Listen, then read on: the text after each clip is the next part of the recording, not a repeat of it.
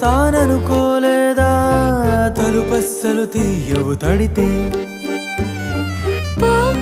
పసివాడని జాలి పడితే బొక్కన తెచ్చి చంపేసావే నువ్వు నేనంటూ పలికే పదముల్లో అదరాలు తగిలేనా కలిసే ఉన్నా మనమంటూ పాడు పెదవుల్లో చూడు క్షణమైన విడిపోవులే ఇదిగో వేదం పద రుజువవుదా అంతులేని ప్రేమకే మనం